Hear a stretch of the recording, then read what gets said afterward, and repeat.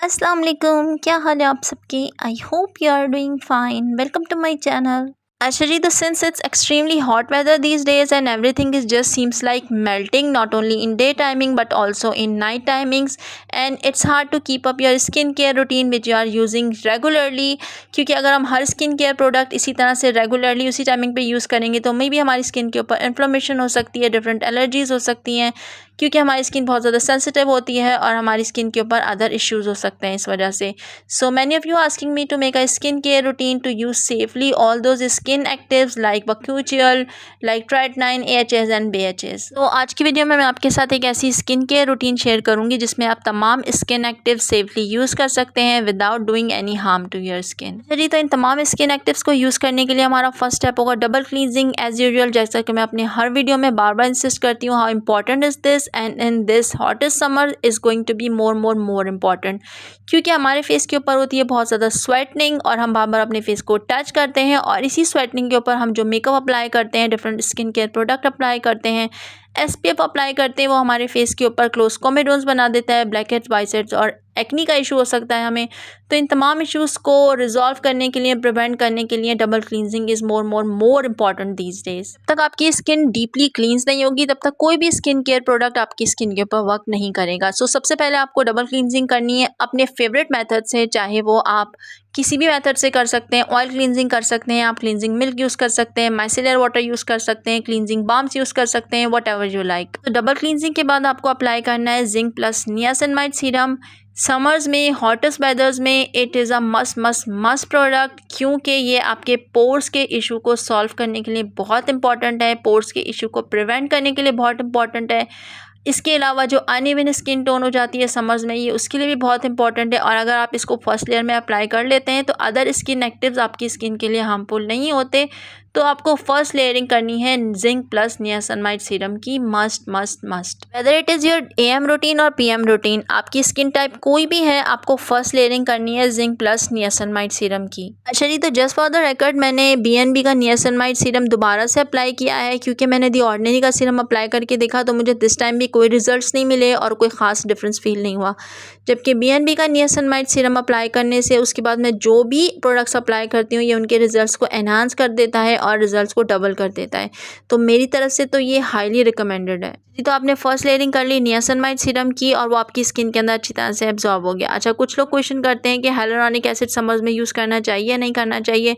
तो if you are asking me and you are using bakuchiol serum, tretinoin वगैरह, तो I will not recommend you to use it, क्योंकि ये आपकी skin के ऊपर इरिटेशन कर सकता है और डिफरेंट टाइप ऑफ एलर्जीज़ हो सकती हैं अगर आपकी स्किन सेंसिटिव है और ऑयली स्किन है।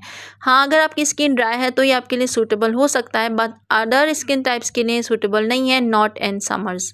अच्छा जी, तो अब आ जाते हैं उस मोस्ट आस्क्ड क्वेश्चन की तरफ जो कि मुझसे बार बार किया जाता है जब से समर्स स्टार्ट हुए हैं कि how to use bakuchiol serum in this hottest weather. ये bakuchiol serum is kind of heavy, oily, greasy, और अगर आप समर्स में इसे बार बार यूज़ करेंगे तो आपकी स्किन के ऊपर बहुत ज़्यादा ऑयल आ सकता है, आपकी स्किन बहुत ज़्यादा ग्रीसी रह सकती है।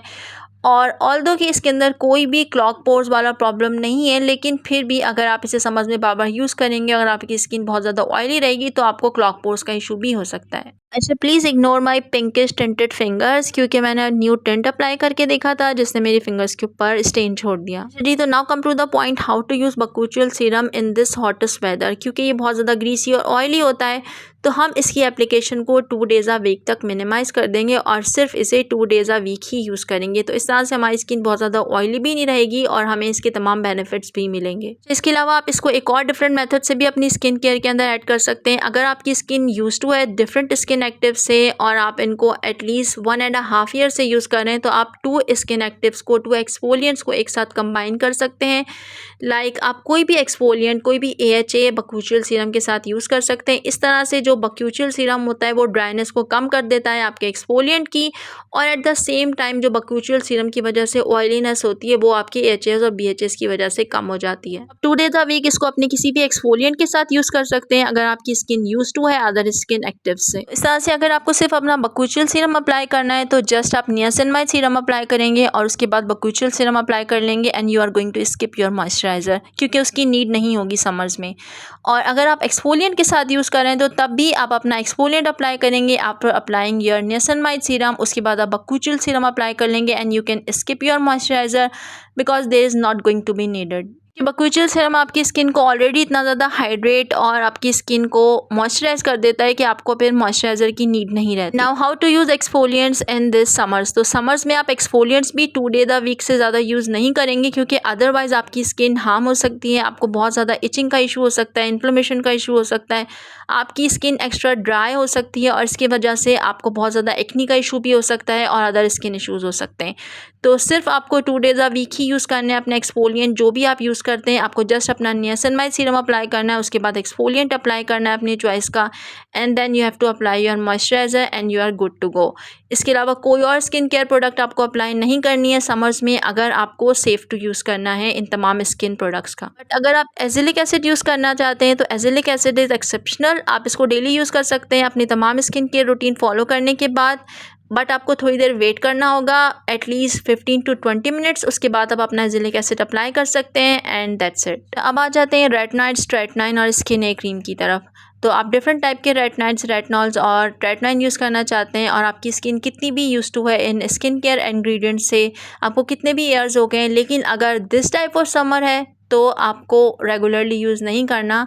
मेरी स्किन बहुत ज़्यादा यूज़ टू है, मैं किसी तरह से भी इसे यूज़ करूँ मेरी स्किन को हार्म नहीं करता, फिर भी मैं इसे whole day a week use नहीं करूँगी।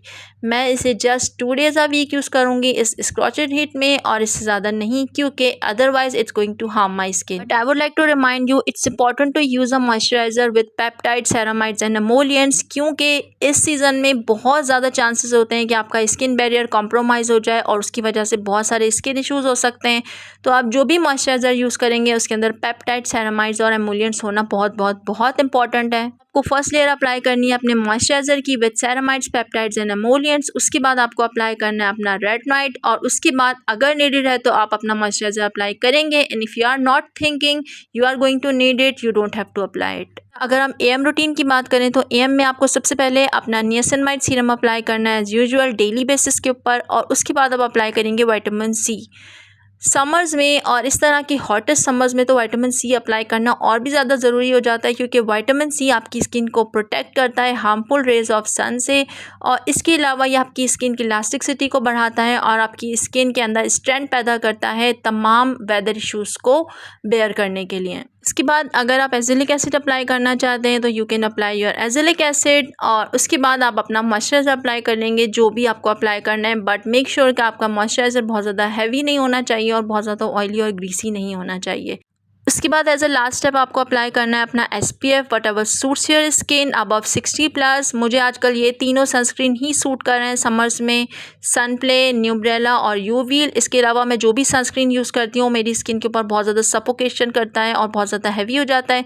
इसके अलावा एक और नया सनस्क्रीन भी मैंने इंट्रोड्यूस किया अपनी स्किन से, मैं उसका रिजल्ट बहुत जल्दी आपके साथ शेयर करूँगी। और अगर आपको अपनी स्किन केयर हेल्दी रखनी है, आप चाहते हैं कि कोई भी स्किन केयर इंग्रेडिएंट आपकी स्किन को हार्म नहीं करे इस स्कॉचेड हीट में, इन समर्स में, तो सबसे पहले आपको अप्लाई करना है अपना नियासिनमाइड सीरम। और अगर आपको बकूचल सीरम अप्लाई करना है तो आप सिर्फ 2 डे द वीक ही अप्लाई करेंगे और इसके अलावा आप इसकी ग्रीसीनेस को कम करने के लिए इसको किसी भी एक्सफोलिएंट के साथ यूज़ कर सकते हैं। और अगर आप चाहते हैं तो as a last step skin oil cream भी यूज़ कर सकते हैं और इसी तरह से आपको स्किन ए और ट्रेटनाइन भी वीक में सिर्फ 2 टाइम्स ही यूज़ करना है। और अगर आप ये स्किन केयर फॉलो करते हैं तो आपकी स्किन को कोई हार्म नहीं होगा इन समर्स में और आपकी स्किन हेल्दी रहेगी और आपको इन तमाम स्किन केयर इंग्रेडिएंट्स के बेनिफिट्स मिलेंगे। अब अपनी स्किन को हेल्दी रखने के लिए these summers once a week sheet mask apply करना इज़ अ मस्ट, क्योंकि आपकी स्किन हाइड्रेशन लूज होती रहती है ओवर स्वेटनिंग। तो अपनी स्किन हाइड्रेशन रीगेन करने के लिए once a week sheet mask apply करना इज़ अ मस्ट। अच्छा, अगर आपकी स्किन एक्सट्रीमली ऑयली और एक्नी प्रोन है तो आप वंस अ वीक अपनी स्किन केयर रूटीन के अंदर एस्टेक क्ले मास्क भी ऐड कर सकते हैं, जिसे इंडियन हीलिंग क्ले मास्क भी कहते हैं। एक तो ये ऑयली स्किन को कंट्रोल करता है और दूसरे इसके अलावा ये एक्नी प्रोन स्किन के लिए भी बहुत ज़्यादा हेल्पफुल है। तो आप इसको वंस अ वीक यूज़ कर सकते हैं। It's going to be beneficial for your acne prone skin and oily skin. अच्छा जी, तो this is it for now. I hope it might help. Thank you so much for watching. Next video में फिर मिलते हैं, तब तक के लिए अल्लाह हाफिज़।